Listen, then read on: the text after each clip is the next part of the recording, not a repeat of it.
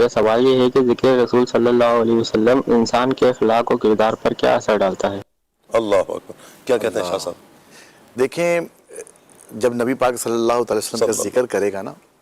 پہلی بات تو یہ ہے کہ ایمان کی حلاوت اور ایمان کی چاشنی اور ایمان کا قوی ہونا وہ اس ذکر سے اس طرح جڑا ہوا ہے نا کہ جتنا ذکر کرے گا آقا علیہ السلام کی اخلاق حمیدہ، آپ کی جو سیرت مبارکہ ہے اس کے بارے میں پڑھے گا، یہ بھی تو ذکر ہی ہے جی۔ جب ذکر کرتا رہے گا، جب کثرت کے ساتھ ذکر کرے گا نا، کسی بھی چیز کا زیادہ جب بندہ ذکر کرتا ہے تو وہ کیا ہے، پھر وہ دل میں بھی اتر جاتی ہے، وہ دماغ میں بھی سما جاتی ہے، یعنی ہر وقت۔ تو جتنا ذکر رسول پاک صلی اللہ علیہ وسلم زیادہ کرے گا تو یہ ذکر کی برکت سے جو ہے نا اس کے انداز میں، اس کے افکار میں، اس کے کردار میں، اس کے اخلاق میں یقیناً جو ہے وہ فرق پڑ جائے گا۔ کیوں؟ بات یہ ہے کہ جب وہ ذکر کرے گا تو اس کے سامنے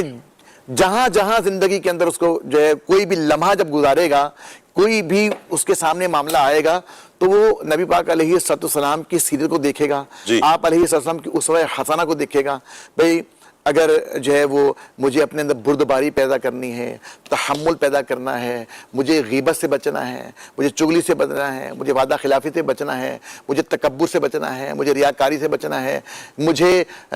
اللہ تبارک و تعالیٰ کی مخلوق کی جو حقوق اللہ تبارک و تعالیٰ نے میرے ذمہ لگائے ہیں، ماں کا حق ہے، باپ کا حق ہے، والد کا حق ہے، تو نبی پاک علیہ السلام نے جو یہی تو اخلاق حمیدہ ہیں، یہی تو اچھا کردار ہے، یہی تو افکار ہیں۔ تو ذکر رسول سے محبت رسول صلی اللہ علیہ وسلم میں اضافہ ہوگا، اور ذکر رسول کا جیسے ہم نے شروع میں بولا کہ نبی پاک علیہ السلام کی جو رفعت ہے، شان ہے، عظمت ہے آپ علیہ السلام کے ذکر کی، اس میں یہ ہے کہ نبی پاک علیہ السلام کی اطاعت کو اللہ تبارک نے اپنی اطاعت قرار دیا، محبوب کی اطاعت۔ تو محبوب کی جب اطاعت، ان کی سنت کی پیروی جب کرے گا تو بتائیں پھر اخلاق سنوریں گے۔ اخلاق کیا، میں نے آپ کو عرض کر دیا کہ اخلاق بھی سنوریں گے، کردار بھی سنورے گا، اور انشاءاللہ الکریم افکار بھی سنور جائیں۔ کیا بات ہے، دنیا بھی سنور جائے گی اور آخرت بھی سنور جائے گی انشاءاللہ انشاءاللہ۔ شاہ صاحب سے میرا یہ سوال ہے، ذکر رسول صلی اللہ علیہ وسلم قیامت کے دن مومن کے لیے کس طرح باعث نجات بنے گا؟ حضور کا ذکر قیامت کے دن، فصیح الدین بھائی۔ نبی کریم صلی اللہ تعالیٰ علیہ وسلم کا ذکر کرنا یہ باعث ثواب ہے، اور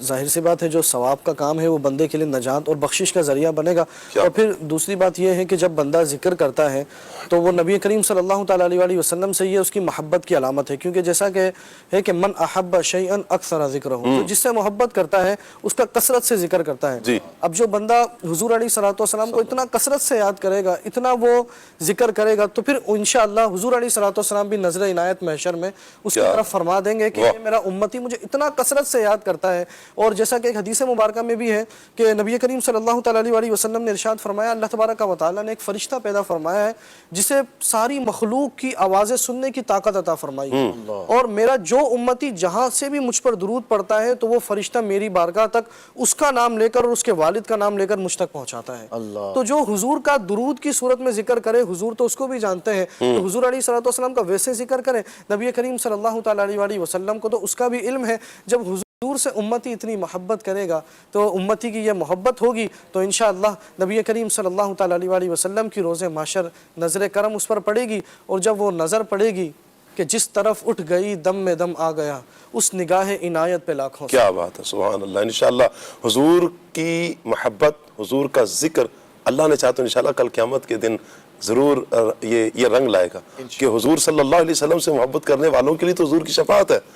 جی ہاں، جو اہل ایمان ہیں، حضور سے محبت کرنے والے ہیں، حضور کی شفاعت اپنے ہی امتیوں کے لیے، حضور علیہ الصلوۃ والسلام سے محبت کرنے والوں کے لیے ہوگی انشاءاللہ۔ یوں بھی یہ کرم نوازیاں ہمارا مقدر بنیں گے انشاءاللہ۔ سوال یہ ہے کہ محفل میلاد النبی صلی اللہ علیہ وسلم کا مقصد اور اثر کیا ہوتا ہے؟ جزاک اللہ خیرہ۔ جی عدنان بھائی۔ محفل میلاد کا مقصد جو ہے وہ ذکر رسول پاک ہے، نبی پاک علیہ السلام کی عظمت اور رفعت کو بیان کرنا ہے، اور بقیہ جو اس کا اثر ہے وہ مختلف انداز میں ظاہر ہوتا ہے۔